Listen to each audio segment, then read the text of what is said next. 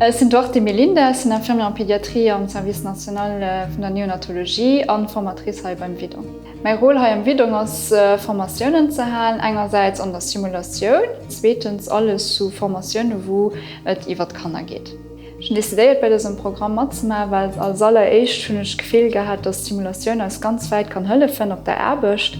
Und das war meine erste Motivation. Und zweitens, als Formatrice war das auch eine neue Challenge.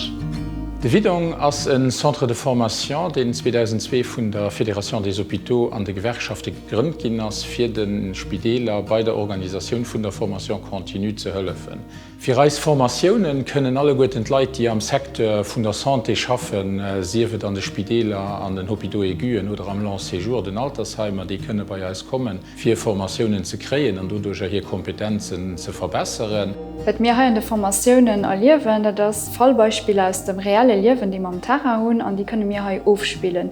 Aber was hier am Anfang der Vorteil ist, ich kann hier Fehler machen und dann an einem Debriefing kann ich gucken, okay, das soll ich nicht machen oder so kann ich besser machen als Equipe, für dass es wirklich an der Pflege ideal ist und dass jeder glücklich und gesund rauskommt.